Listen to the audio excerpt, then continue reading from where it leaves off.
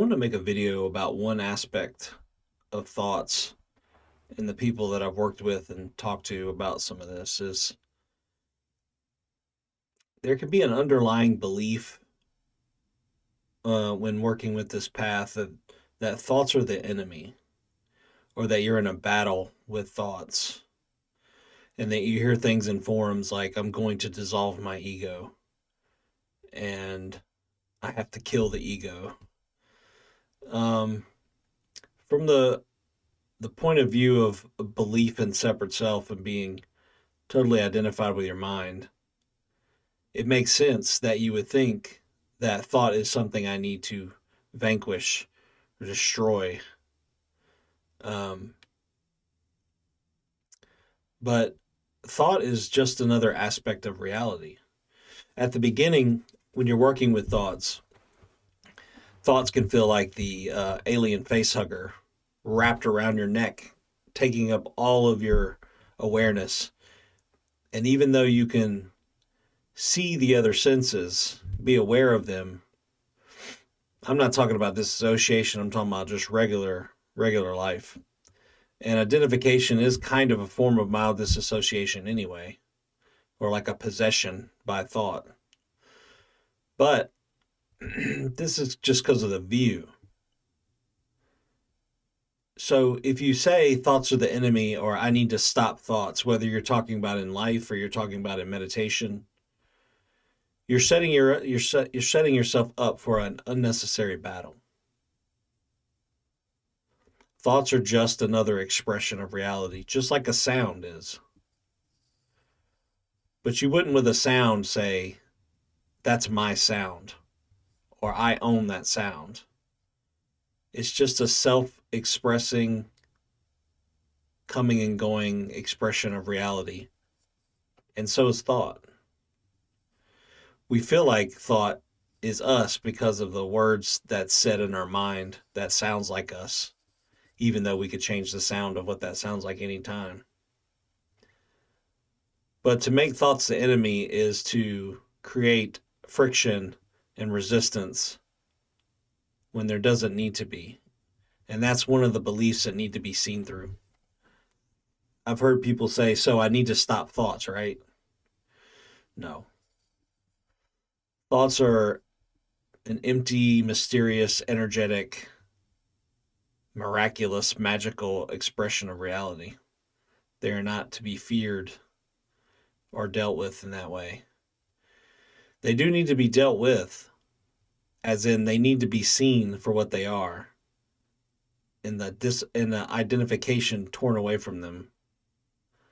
But you don't tear that identification away with doing or forcefulness. You see it with clear seeing of what it's made of, how it affects reality based on the beliefs that you have about what thoughts are and what they do, and with your identification with them. So I just wanted to make a short video about that so that people can get another view on this, because a lot of the way I hear people framing this is you're setting up a view that is already a battle. It's already putting you in an adversarial role with thoughts. A sound is empty in the sense that it just appears. You can't really find the beginning of it. You can't quite tell when it ends. And you can't locate it in presence. That is a magical aspect of reality. And multiple sounds can make a song. And one of the reasons why music captivates us so much is because it's multiple strands of reality coming together to make something beautiful and magical.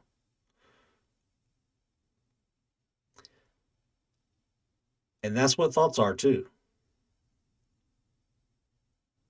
Thoughts are seen after a realization or a shift. Thoughts are seen to be they take their proper place instead of being straight right on your face and taking up all your attention. Now that attention is centerless and spread out, and the thought takes its proper place as an orbiting sort of expression of reality, just like all the other senses. It's almost like my thoughts before realization that I thought they were mine were like a kid in a cage, or like kids in a fence.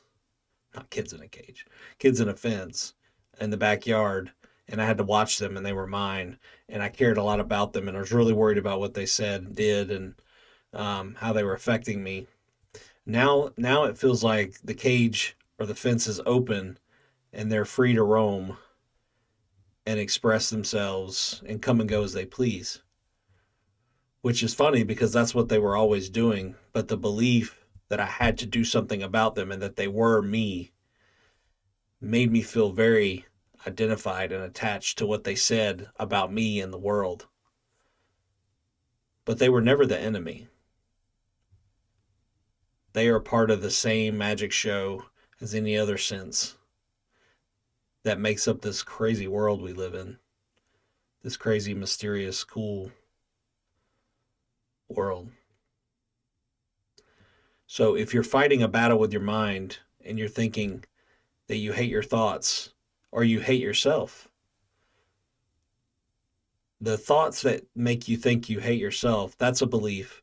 But the thoughts that make that up in themselves, seen one at a time, are just a magical expression of reality in the context of what they are. The content is the belief that you have that's being expressed. So I just wanted to point that out in case you're on the path and you're thinking that and feeling like you have to do something about it. That can create a lot of resistance and grasping and even hate and depression and sadness and anger. You know, the flavor of these thoughts that we flavor as content, it's like the context is the box. The context of the thought is the box that we allow the content to be poured in. And then the flavor of that content is how we live our lives. The belief of I'm worthless through changing of conditions can become a thought I am great. Either way, that's the flavors of the algorithm. But what a thought itself is made of is the context, is an empty, miraculous, passing light or energy, mysterious and free. Imagine if that's how you saw yourself. That what your algorithm is made up of thoughts supported by emotions and sensations.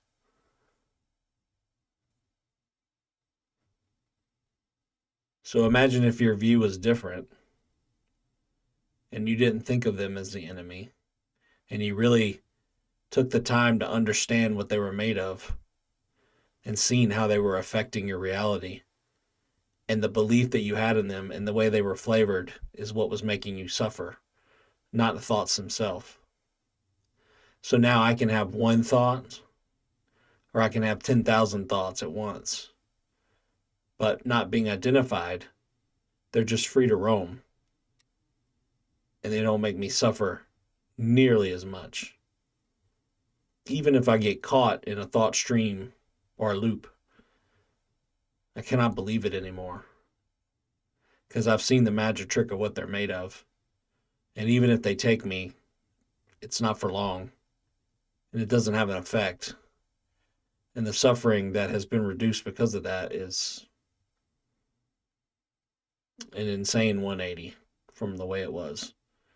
Which is why I want to share this with all of you. So don't take thoughts as the enemy, as something to battle. Because when you do that, you're just grasping and grasping and grasping.